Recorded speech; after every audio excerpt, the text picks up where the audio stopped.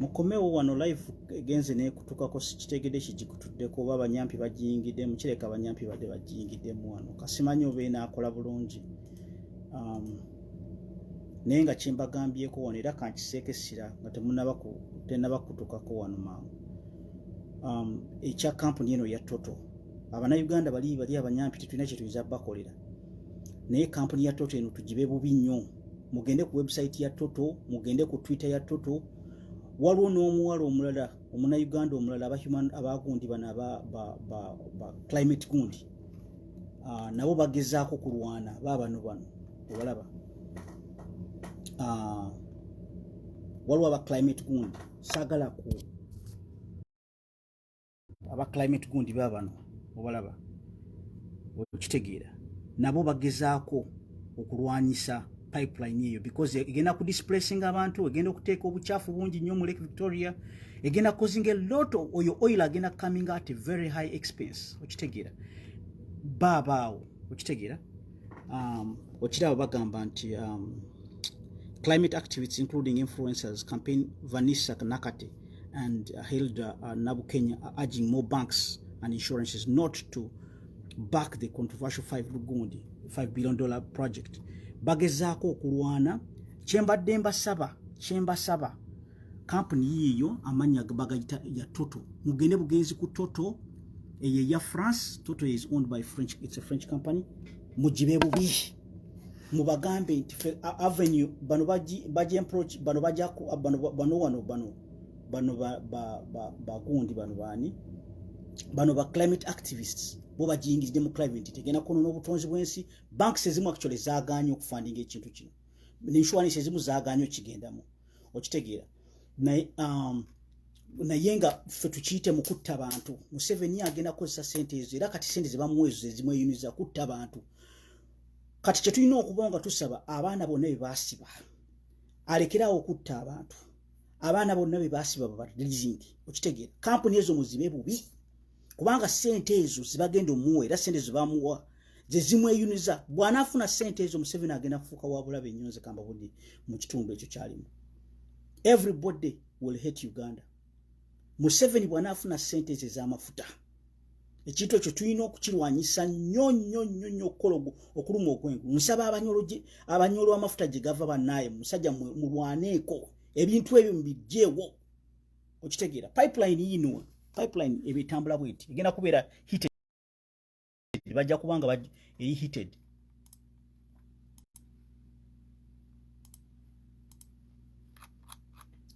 pipeline yiyo ugiraba olupira luulu lugenda okutambuza amafuta ate bajja kubanga balwocha okitegeera nga amafuta gayitamu nga berenga tega freezing muri oba tegakola kitiga bwebera heated gatambula gafuna gaba ne bagita viscosity gaba gatambula speed gatambula ko faster bwe nga tegali heated gaba gatambula mpola kubanga bagikutte nenga pipe yo negenda kubeera bwiti ngetambula ejja kuleeta ebintu bingi nnyo egenda ku zino pipe ziraba zino zirusi zabika oyiro nagenda mu mazzi ennyanja efuukenge ennyanja abantu bonna gibanywamu amazzi yone efuuke enchafu eno mu America gye biriyo bigenda no bisanga kati nga oil gundi zino oil spinach gundi zine zali katola baga gundi oil gundi yali mu gundi oil pipeline bricks US coast laba sample y'ekintu kino bwe kibeera ekintu kino mukirwanyise nnyo kubanga Uganda ejja kubatama okitegeera laba ekya happening ku coast nga gundi explodes ogiraba ebisolo byonna byafa byonna ennyanja efuuka bwetyo ennyanja ejja kufuuka bwetyo nze kambabulire Lake Victoria bwe naafuuka bwetyo mwenna mujja kulwala kansa mufe nze mbabulidde waggulu bw'olaba plan view laba ennyanja ekubiddwa oyiro ng'anyise mu nnyanja ogiraba ebisolo laba gu pipe bwe gufuuse ogulaba gu pipe ng'amafuta gabise kati ate bibano bagenda okukola bana abachina bagenda okukolera Uganda bino bwe byabika bino bwe byabika mujja kufuna cases zino bwe zitinga bwe muziraba wano okukirininga ebintu bino bipipe bino byabise bino ebya oyiro ajja laba abantu mu yayabika laba abantu nibagenda ku coast nibatandika kuno kirininga bukirinizi coast yonna efuuka gundi yonna laba okitegeera laba obutonde bw'ensi bano abantu bebaliko bebalwana ebisolo byonna bijja kufa ebyennyanja byonna bife okitegeera ennyanja eyo ejja fuuka ya bulabe okitegeera kati ono omusajja Museveni tafaayo Museveni doesn't care Museveni doesn't care about gundi about people takyafaayo kati mwe muyina okwefaako era Museveni ze sina kyemunenya nenyaffe because we are not doing enough abantu abali kuno mwenna muwandikire kampuni ya Toto muja approaching mu gundi bbiri muja approaching nga mugigamba nti egenda kwonona obutonde bw'ensi nti bo baliwo okugenda kwonona obutonde bw'ensi mu Africa mu East Africa monna okwonona ennyanja eyo okwonona obutonde bw'ensi n'abantu okuba displacing abantu Museveni yakuba bakube kubatta Masaka wonna batta abantu kubagobawo ekirala omusajja ali kutocha okitegeera bali mu kutta abantu baleeta ebijambi ye Masaka kutta abantu kubagoba ku ttaka okitegeera abantu bonna akutta abantu bangi akoze genocide okitegeera bana Uganda musitukire mu kintu kino money yevuga ensi eno money yevuga ensi eno abazungu mbagambe balina weakness ye sente bwana balaga ku sente bwe bati bajja kusirikira ebintu byaffe byonna CNN muzirabe ezo tezikyaliyo Uganda BBC tezikyaliyo Uganda yaziwa dda sente era bali ku musaala omanya akakodyo ke batema Museveni bamutemere batema akakodyo bwe kati bwe balabanga tabawa sente nga basupporting opposition bazanya game bweti bwe balabanga tabawa sente Museveni abazungu abo nga basupporting opposition nga bamutiisa nti tugenda kujja kuno opposition nga then abawa sente nga basirika kati okujja ku ffeffe nnyini ffe abana Uganda nga ffe twerwaniridde n'ebino byokuddawo ne mutuula ne mulinde abazungu nti babeeko kye bakola tebagenda kikola okujjako nga balabye mmwe nga mutandise okukolako ekintu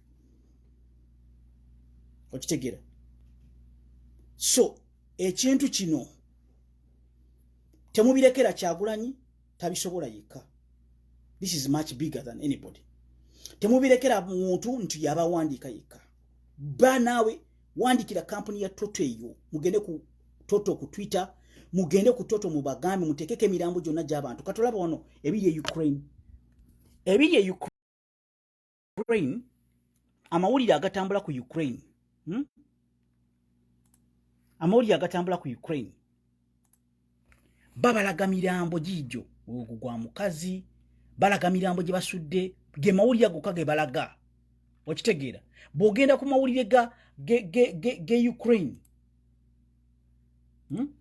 bogenda ku mawulire ge Ukraine agali ku Yahoo bakulaga mirambo ogiraba gye basibye emabega emikono nti abarasha babakubye amasasi okitegeera Ukraine accuses Russia of massacre okitegeera so kyemulina okukola naffe kyetulina okukola bana abasajja mubalage emirambo mugende ku websites mugende ku bintu byonna tubalage emirambo okitegeera mubagambire ddala nti balina omusajja dictator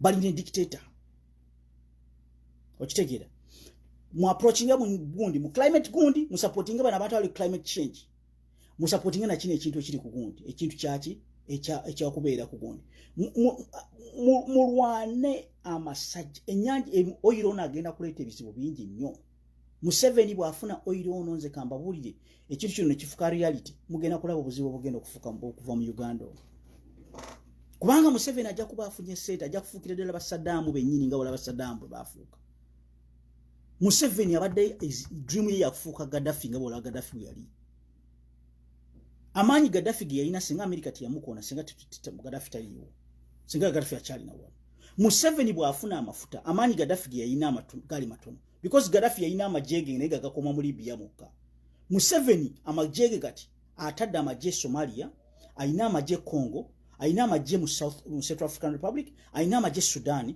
alina amajje Rwanda alina amajje Uganda alina amajje Tanzania okitegeera kati ffe tulina okubeera so very very aggressive and ahead banks zino ezimuwa sente zino Toto mugirumbe bubi musome ebitabo mugende mulabe ebigundi mukole research mumanye ekikampuni kyezigenda okubawa kati bank egenda okuba banks ezimu za pulize dda out ezibadde zigenda okubawa ssente zaabitidde. Kankolage wano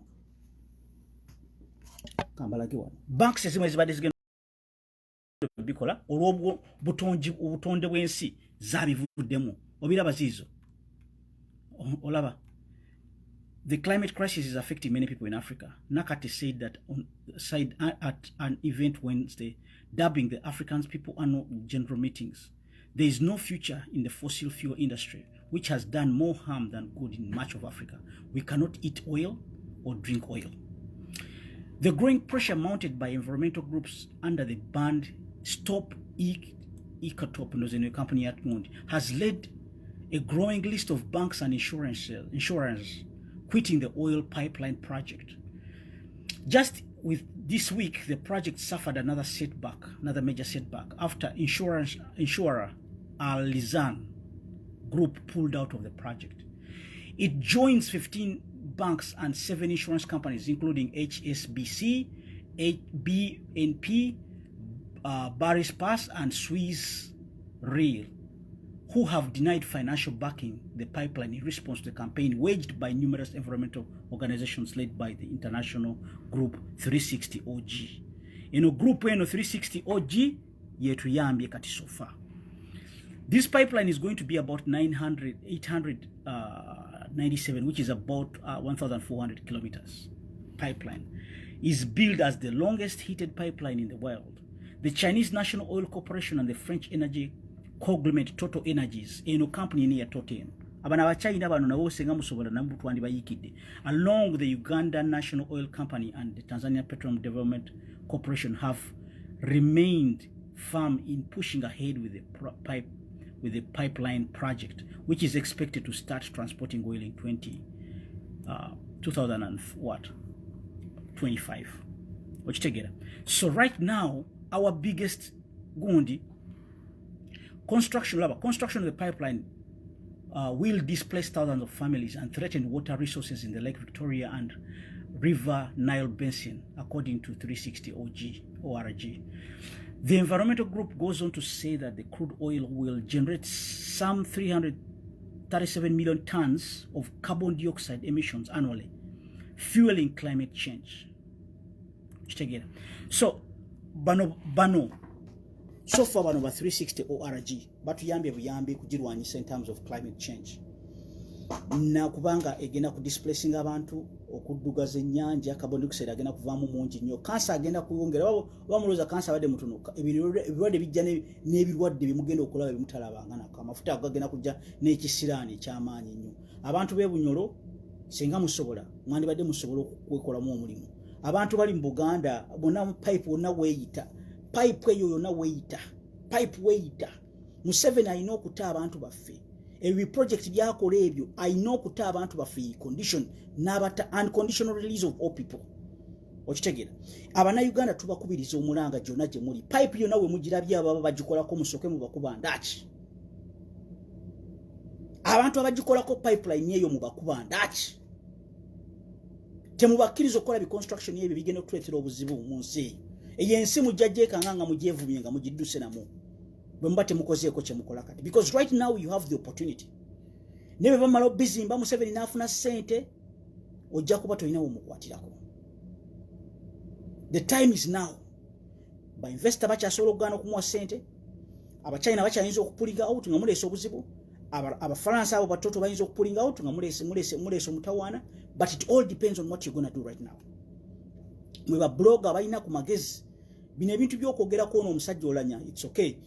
You can keep questioning it, but temubifula mulamwa. Because Olanya yali akolera Museveni. Olanya is already dead. And he was working for Museveni. Olanya has paid one price, working with a dictator. Bano bonna abasajja abamu bazzatta Museveni, bazze bakola naye. Whenever you sleep with a dictator, one obayanga oyina dictator nga mukolagana naye, you pay a price. Amwesazeeko n'agamba nze sijja kukolagana na musajja ono bajja n'anzitire wange anzitire wange naye nga sijja kukolagana ne sitaani shaituni abasiraamu gye bayita shaituni. Okitegeera. N'olwekyo kino ekintu mukikwate nnyo. Nagambye nabagambye eggulu ekintu kya Kagame. Kagame tajja n'atandika okubuzaabuza mugende mukubire ddala ekintu kya Kagame Abanyarwanda be bali mukutta abantu mu Uganda okitegeera Abanyarwanda bali mukutta abantu mu Uganda era bwe muba mukola ebintu bya demonstration muteerako ddala Rwanda ezo zona zi companies banga one thing is that kati opportunities zaffe zonna Mwamodi Fred bwe yayogedde ku bya coffee bamututte opportunities abantu na Uganda bazitutte kati basobola bagezide katale kensi ne bakana Uganda ne bagijjako bo bagende batunde eri bajje bakole monopoly mu Uganda bwe batunda bokka ebintu byaffe babitutte lwakubanga abantu baffe bebase okay bazadde beffe bebaka ne badika ekintu kyaffe bakitwala naye you people kati ndomunenya abazadde bakola densobi yaabwe temena kye bakolera mwerwaneko kati oli mukola mu bwakadama oli eyo okola wasoma naye oli mu bwakola bwakadama ffe tuli wano tuwona tulina kubeera mu nsi yaffe ebintu byaffe byonna bigootanye tulina kubeera mu nsi yaffe lwakubanga Museveni abazadde abaffe Museveni yabatta ochuulira some of us were orphaned because of Museveni so we can never give up on this struggle he has to pay the price this man has to pay the price for what he did dead or alive Museveni has to pay a price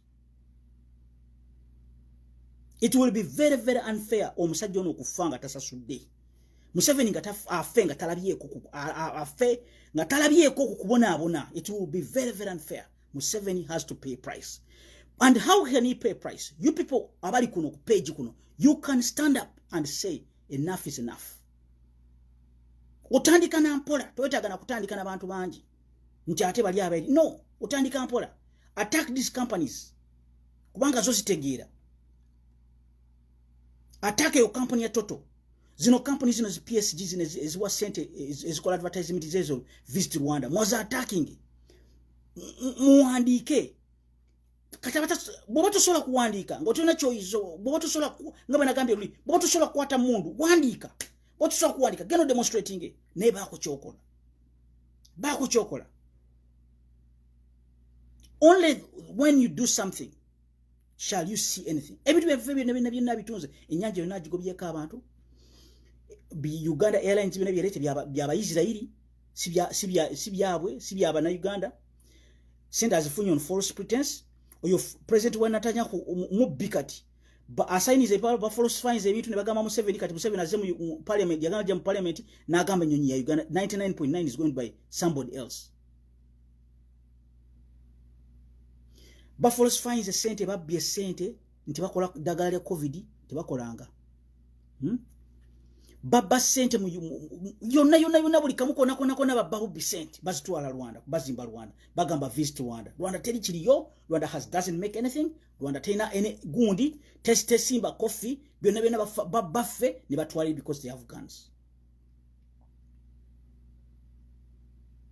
kichinyo bana Uganda kimulina mukwatirira ebintu bya muyina mukozesa amagezi ge muyina Katonda ge yabawa ngabe munonye emirimu ngabe munonya ki this is the time to do this thing emirimu juna fena tujikola family tuzirabira but you have to dedicate some time to the struggle if you want to go somewhere nebona akole sente nyingi nyongo lieno mu America nebona akola sente nyingi ngoliyeyo ko li kubipakas tezijja kuyamba basajja bajja tuko wali bazibbe oba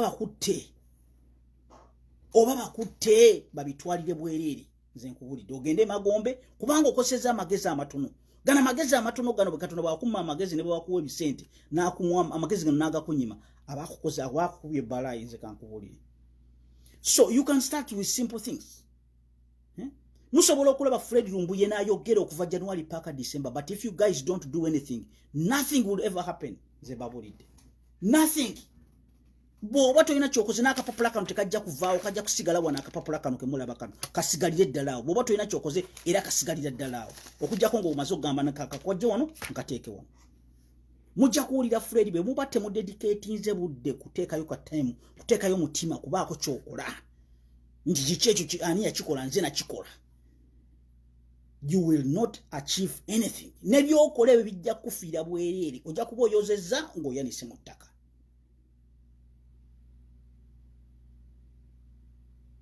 bw'oba tosobola kukwata mundu ng'owulira gwe munnaye mundu ogitya baako kyokola kola ama-t-shirt bwe gati ogagabire banno oba ogatunde.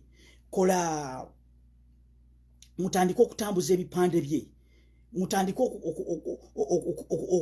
okugenda ku kampuni zino eza toto muzibe bubi, owandike kati article ng'ozigamba mugenda kwonona obutonde bw'ensi yaffe, omusajja sente ze mukolagana naye dictator ali mukutta abantu, yakabba akalumi Uganda, ali mukutta abantu Congo ne Uganda. Temukolagana musajja ono, mubawandikire, mubabe bubi, spamming is whereby you send them constant messages, mubasindikire constant messages. Mugende abali France, abali England, mugende ku company ya Toto ebi mukwate ebipande, mubagambire ddala. Mugambe company ya Toto erimu investing mu terrorism and genocide in Uganda, supporting a dictator, kolagane dictator. Bajja musuleri nga banka bwe zidduse ne zimusuleri. Zembabulidde. Kubanga omusajja yebwa akwata ku sente, olaba akoze arrogance eyo ngali bwati. When he gets money, more money, ezo sente z'amafuta ezo, sente z'amafuta ezo, bwana akwata ku sente z'amafuta ezo mu 7. Abantu mulooza nti abatta bussi kati ajja tandika n'okubattanga buli omu alaba nga tiri yabaako kyamukola. Nze mbabulidde. Mu 7 mulooza atta kati naye bwana akwata ku sente z'amafuta tetugenda ffenna kuwona.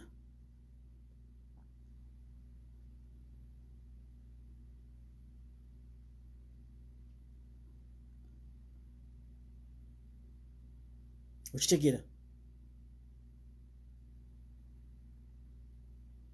Oba oli mu Buwarabu, kozesa gamba Abawarabu abo, omusajja ali mukutta bantu. Abali mu Buwarabu, starting awo woli, tambuza message eyo etambulira awo. Abali mu France, mu Europe, mutuyambe. Omusajja ono, company za Toto ezo zonna. Temubeera bubeeza ono mbeera selfish nti nze nkola. Nolaba Bulabi Fred, abamu balaba Bulabi zino videos because of entertainment. And they watch and they leave it there. Anywa n'agamba nja kunywa kachayi kange ndabe nga sinaba kwebaka n'enkya ne lukeera bwe rutyo. Ye Museveni ali mukutta bantu, asse ba Bishop, asse banaddiini bamuzaata, asse bano Bolanya, asse abba ssente, atta aleeta bannalwanda, yaakola bintu. Okitegeera, ffe tuli awo tusirise, gwe kyokola kwefaako wekka, kwefa ku famire yokka, kwefaako wekka buli ku macalukedde n'ogenda n'okola n'okomawo waka, bw'ofunye ka time n'owuliza video ya Lumbuye, bw'ofunye ka time n'ogisindikira omulala n'ogisharinga n'olowooza nti okoze. That is what people are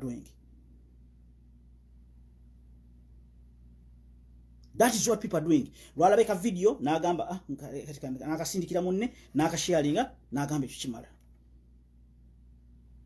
Tulina okwevaamu.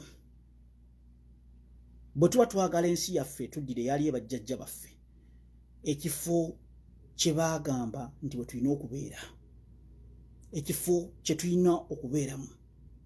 Nalabye aba Ukraine nga balwanira ekifo, nembagana ngamba banna nengamba nendaba abasajja nga balwanira ensi enyogoga, omurasha abakuba gundi nebagaaniddewo, nengamba ffe lwaki twabaaki ne batunyenya mbunyenya bwe ne mudduka buddusi.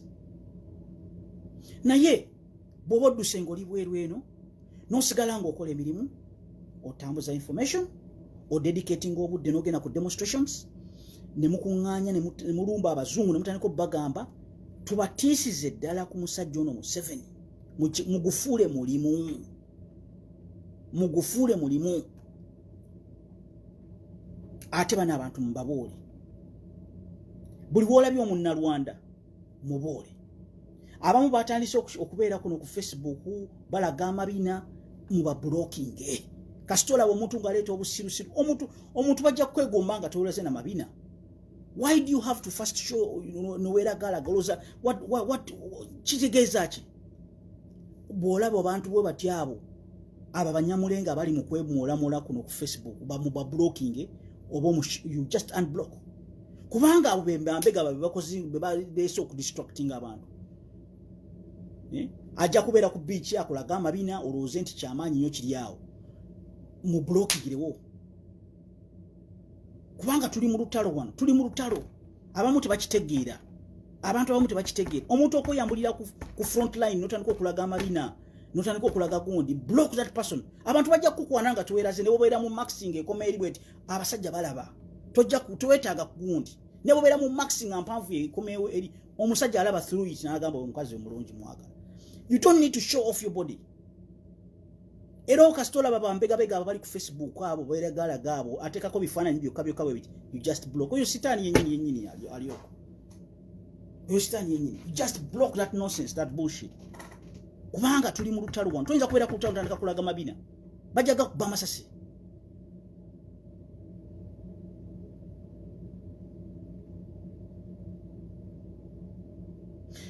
So, ekintu kya company eno kye mbagambye, what is takeaways za leero? Bw'oba tolina ky'ogambye kyofunye mu video eno, mugende mu approaching a company ya Tote. Mugigambe genocide eri mu Uganda. Stop supporting dictator Museveni. Ali mukola genocide in Uganda. Ngenda ku uploadinga ka page kana akagundi, ngenda ku uploadinga ka wala account kenata David ku Facebook. Ngina kateeka ya akagundi, ngina kateeka na kati. Mugende mu ka sharing. Ka poster. Akalaga omusajja ono byakoze byonna. Ngina kateeka ku page ya Fred, je mujjo kajja mu ka sharing. Okiwulira. Ngina kateeka yo kati. Mukalabe nako.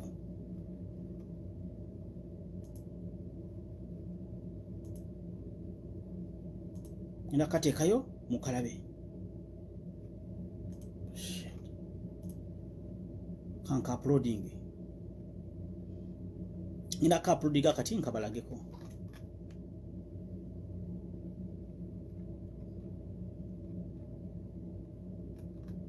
Ngina ka uploadinga kati male nkabalageko.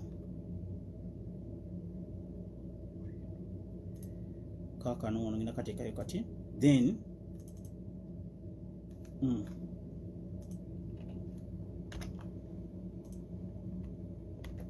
kaka no wano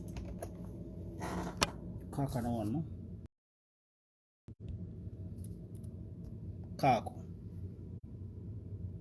nkateddeko ne website hiyo dictator7.com kaliko Museveni ne mutabani we kako kaloadinga. So wojja wano woto jakako mukatambuze kako kaliko Museveni genocide in Uganda, Congo, stop aid 1 billion to Hitler dictator Museveni of Africa.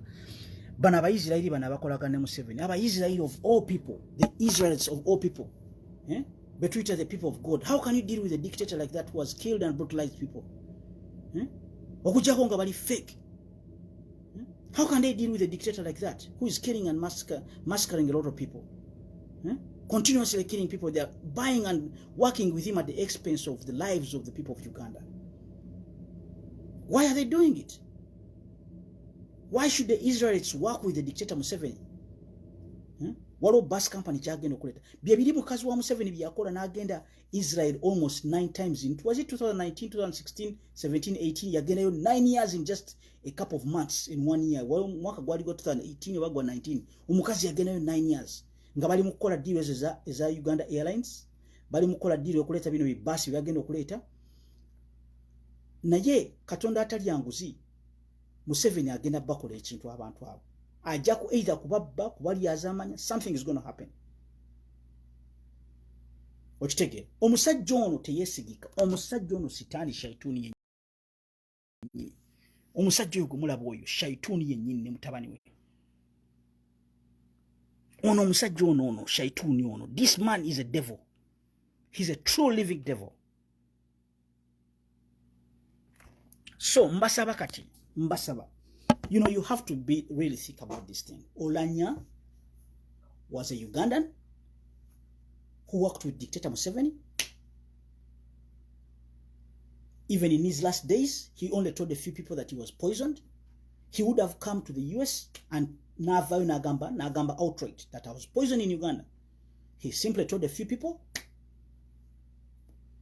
You know, nadayo ne Uganda, yali London, navayo for treatment, nadayo na again. Rather than why are you still majaka? Why are you acting like stupid people? Why are you acting like that? Why? Why should you be so stupid and so low? Why can't you just walk around and say, let me go deal with my own life? Fuck it, I'm gonna die. Watch him, first of all, you made a lot of mistakes working with a dictator. Then you, after working with the dictator, no yoko vayo ate n'ogamba nti kati you now you call him Jesus novaawo n'ogenda bino bitogikwatako you supported it everything you're supporting a devil so njagala bana Uganda tuteekeo let's invest more in things that begin to return. You can demand, keep demanding what killed Olanya, which is poison. Everybody knows it's poison right now at this point. Or you can focus on important things. Katinga company no tote gendo kuwa dictator sent. Atungero tukole ebicham. So at this point, we can invest where we think, where we have more return on investment. We can invest more time in calling upon these companies like Total to stop working with this dictator, not to invest in that project. Now aba China unaona pipeline we itawo na mujikube mujibomole baba agenze mubikube mbibomole mbisikayo mutaka mubikube mbibomole mbisikayo mutaka mubikube mbibomole mbisikayo mutaka. Our lives are more important than that nonsense bullshit. Our Ugandan lives are more important. Our lives are more important than those fucking pipelines. How can you lock up people for no reason? You lock up millions, you lock up thousands of people, you kill thousands of people, you do every sorts of things. And then you begin to build those pipelines at the expense of Ugandan lives. Abana Uganda mubere mu magazines mulekera okuwuliza obuliza bi video ne mubera. You can fight mwasoma mwagena mu class omuntu yatuka mu P2 yenna abasobola okuwandika. Anybody yatuka mu P2, you have no excuse for this. You have no reason not to help yourselves.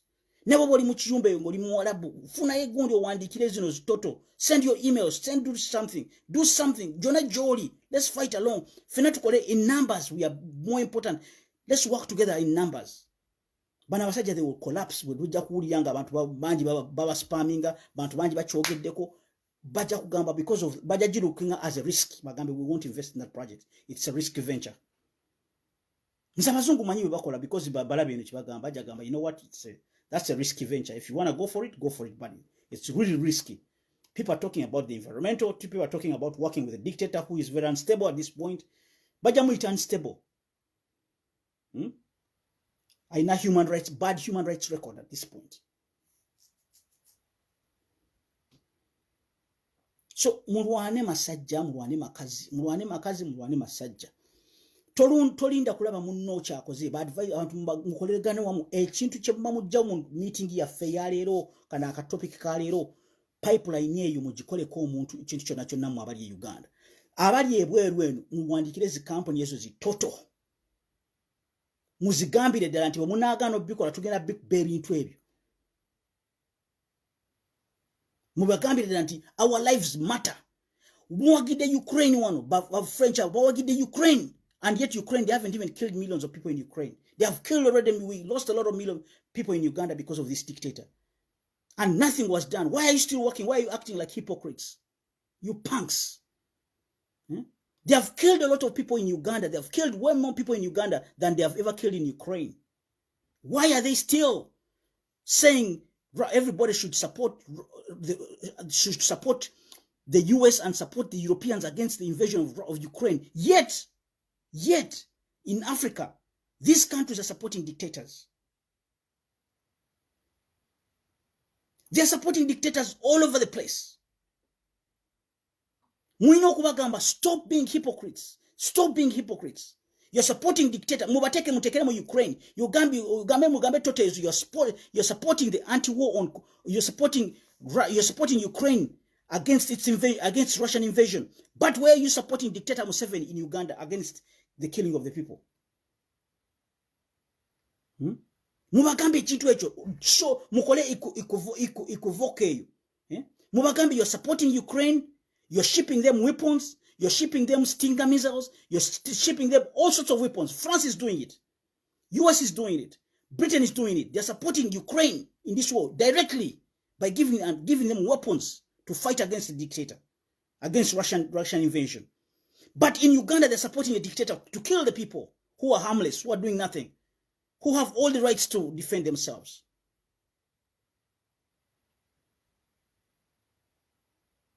mufuuka abalalu mu kintu kino, mufuuka abalalu. Temuddangaawo ne mulowooza nti waliyo omuntu abafiirira nze kambawulire. Toddangaawo n'obeera complacent n'ogamba nti Lumbu ye yatulwanirira. Temuddangaawo ne mugamba Bobi Wine yagenda okukikolako ekyo. Kyekolere. Because guess what? Mujja kwekanga nga teri alina kyakola. Nze mbabulidde. Amamesa amangi tegeesimira bunnya. Everybody has to be accountable. Everybody has to do his own part. Everybody tubeere ng'egundi zino eki ezizimba ebiswa. Buli gundi gy'olabye yonna eba ekola. Oba kaasa oba kikinga etambula emoving ettaka. Ne bakaba akataka bwe kati kumala omwaka mulamba nga ekiswa kizimbi. Ne baba lunaku n'osula mu kayumba ak'ettaka. Oyinza okwekanga nga ekiro oba ekyokera ku macanga waliwo ekiswa nga tekyabaddewo. Niwebuuza ekiswa kyavuddewo. Ababadde mu byalo mubimanyi. Egundi ezo zizimba enswa ekiswa mu seconds 2 bweziti. Nenga akawuka wali okalabyeko ettaka ly'ekamuvinga lyenkanawa. Akataka buli okamuka kwa takataka kiriwe kati. But they work together as a team. Bino byonna bye mugamba Uganda is bleeding, Uganda is going. Bwe mbate mubitaddeeko bikolwa. If you don't put actions to these things, we will not achieve anything. Bwe mbate mutaddeeko action. Because do you know what they say in all developed places? Talk is cheap. Anybody can talk. There are very many people who can talk. There are very many good speakers. But talk is cheap. But actions are not easy. And actions are very expensive. Actions are very expensive. Omuntu ayogera abantu bangi boogezi naye bwe butuuka ku by'okukola tebalina kye bakola. N'olwekyo tubasaba mukoleeko ekintu. Bw'oba osazeewo okukwata toto eyo company buli nnaku ogisindikirenga email. Bw'oba osazeewo okugenda ku Twitter eyo company toto muteekeko ebifaananyi by'abantu Museveni byasse. Bwe muba musazeewo okujoininga ono omukazi akola bino ono omukyala akola gundi eno ya climate change. Tubakubirawo paka company zonna bwe zinaakivaamu ekintu. Museveni asigalawo nga bwali asigale kubba bubbi nga bwalumbaawo. Kubanga kati byakola kubba gold Congo. Okufunayo bwa tourism. Tourism bwe bagikuba ne bagisuula ne bagamba ebisoloka be moving egundi Rwanda. Rwanda nayo mugikubire mu kintu kino. Rwanda be bantu abali mu kutta abantu mu Uganda. Temugeze okubyawula okubeera fooled by this fucking Kagame. He is part of the genocide in Uganda. He is actually, in fact, Kagame bwe yalinganga ali mu Uganda. Mu lutale abantu bakugamba, abali mu lutale bakugamba. Yatuuka ekiseera n'agamba nti omuntu wa bulijjo gwe baba bakutte tebamumalirako ssasi babukubika ffuuni. Mubuuze abantu abali mu nsiko bajja kugamba Kagame yakubanga abantu obufuuni. Ate abasajja abo nze omusajja yajja wano mu nnyumba wange n'aŋŋamba nti twali mu nsiko ne Bakagame ng'akuba omuntu akafuuni ku mutwe n'amala ejjambiya oba n'amukuba ejjambiya wano ku mutwe nsingo n'egwa wali n'amala n'atema ekikajjo n'ejjambiya nga tagikozeeko kintu kyonna n'alya ekikajjo. Abantu bali b'abantu. Abavandima bali ennyama y'abantu. Era bwe balabye nga bali ku Karamoja bwe bamaze okutta omukaramoja ne bamwokya ne bamuggyako obwongo bwonna. Abavandima bali abantu. Tebabalimba bino ebyokuzannyazannya. Abachwezi abo they eat human flesh. Abachwezi balya human flesh. Abasajja ba Museveni abo balira ddala emirambo. Ne bagifuma ne batokota ne balya. Nga bali eyo bali bokka. They eat human bodies. Nze nange nali ndooza byakusaaga biki naye abo abantu basezi ddala okulya ennyama yennyini y'abantu. Fresh ne bagifuma ne bagirya wali ne bagisalaasala. Ne balyako nga bali ku mikolo gyabwe. So mwine options bbiri. Either Uganda mugite oba Uganda mugirwanirire. Uganda mugirwanirire. Eno company mbegayidde kyemba mujjamu leero. Bw'oba oyagala genda company eno mugisime toto. Kubanga yeja kutegeera. Banka kalinki kakano wano kankabatereko wano. Ngenda kabatera ku page ya Fred yakono omukyala alwana bino bya East African Community. Ngenda kabatera ku page ya Fred. Mugere ku page ya Fred byonna ko ebiri. Byonna bitade ku page ya Fred mubisange kuli. Temwekwasa nti ate biki tebiriko. No, bibino bibatereddeko.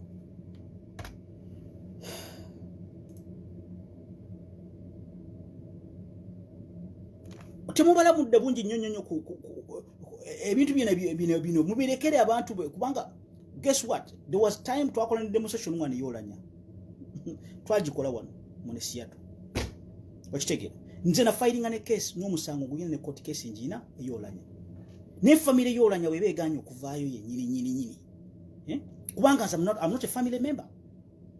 Era natekayo omusango police nempuuza nti kati ayo family member, how are you related to Olanya? Ochulira. So families, if the family of Olanya is deliberately not coming out, they are not helping his dad, because here in America they cannot play around with cases. Musabitaiza kujja nagana dwaliro wano issuing official documentation. Wakitegera bajja kukwata bukwasa ambassador we Uganda kasita ba family Olanya egamba waronti omuntu waffe bamutabutwa. We have reason to believe it. We are doubting what we are doubting the autopsy. When Gundi dwelling releasing a Gundi, Banza no Gamantori ambassador, he falsified documentations. All the people who showed up were not family relatives, and the body and the medical records were issued to the wrong people. Or your ambassador, your ambassador we Uganda, he can be sued and he can go to jail for falsifying information if he's not the next of kin. Which take it. So nze nalopa omusango wano ogwolanya naye we need the family relatives to come and pursue that thing. Okitegeera. So but I've spent a lot of time on that case. Then my reasoning here nejje ngamba, but what are we getting out of that right now? That man Olanya worked with dictator Museveni. Okitegeera. He worked with the dictator. You have to call your own shots. You have to take in life, mukimanye in life. Chiringanganzi na bwe nayingira bino ebintu bya struggle mbimanyi nti biyinza okuvaamu okufa nakimanya kinyigiddemu nakimanya tebakulimba birimu okufa. I know that for a fact. When you play with fire omuliro gusobola okwocha buli bwozanya n'ekintu kagube mulimu ng'okola. Era wano mu America bagamba your job is going to kill you. Bw'oba okola mirimu gye nejjaffe egy'okutuula manya nti omugongo gujja tandika okuluma ojja kugejja. Those are the problems that come with those kind of jobs. Bobozanya mizanyo gineja obozanya sports omanya nti amaguru bokula gajja kuluma bayinza okukuba ekintu n'okutuka okugulu. Every job comes with a risk. Era Olanya game gye yali azanye eno ne Museveni yali agimanyi. So tubitambuziza family relatives bali contacting and batusaba information, police records okugoba omusango gwabwe, we can give them the information very easily. Batumanyo tusanga wano bayinza okutunishinga mu box ya inbox wano. Era wako family relative yena alaba video no, if there is any family relative kampiseo kana akantu jal ingeyo Olanya relative, if you know Olanya's relative, contact me. I Tony Awobi, I'll give you the results. Police record, I'll give you the police record. Afoyo Matek, I have the police record. And case tevunda omusango ne bagweta emyaka 10 doesn't. So they bakulimbanga tekuliko kigundi bagita statute of gundi, something which where case bagamba after these years you can't file, you can't report the case. Statute of limitation tekuliko limitation.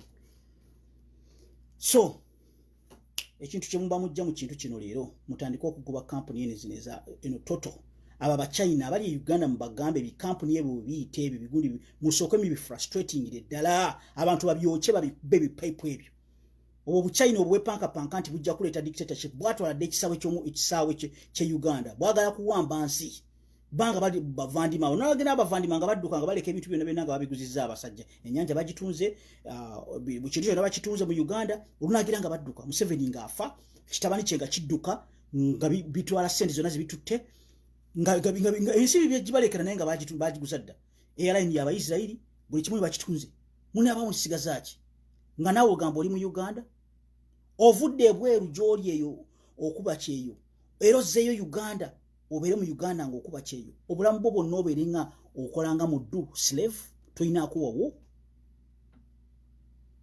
Really? Is that how we are going to end up? Awo tutuuse nze era buli bwenjija ku video eno mbagamba byakola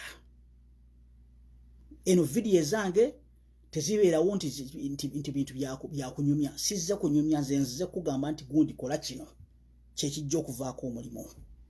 Kampuni zino we munaazibaako bubi, era tusaba bonna n'abakitebe kya people power, kampuni zino za toto n'abachina mubabeere bubi basuule ekintu kino. Mwawudde Kyagulanyi ng'agamba ku speech gye yabaddeko, yagambye gundi ono aba international community, stop working with a dictator.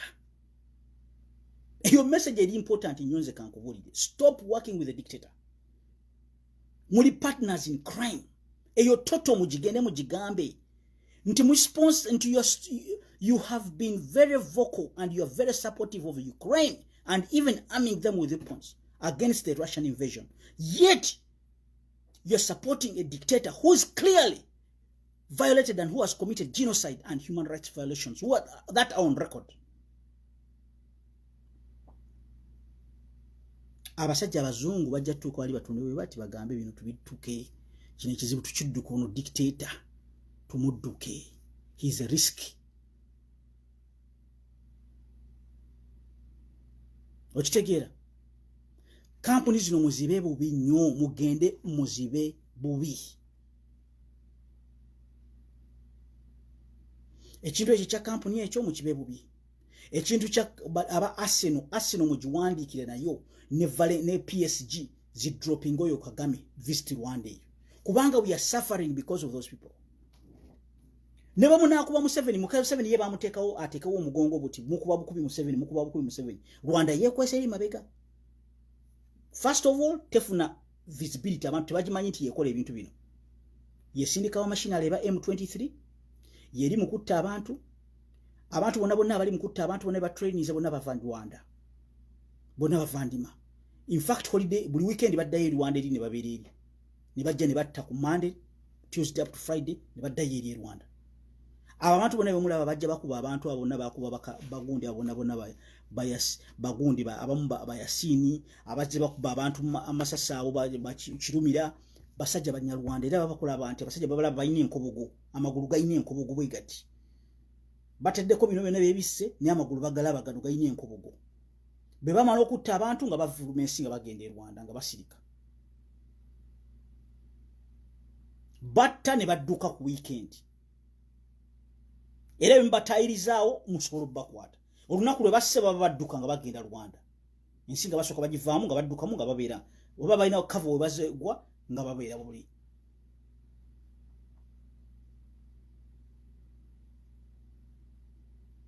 Abana Uganda mubeeko kye mukola ekintu kino ekya companies zino ekintu kye Rwanda ekyo. Rwanda eyo yetu tumugiteekeko mu mawulire ebeere efunire eddala erinnya eriri ddate.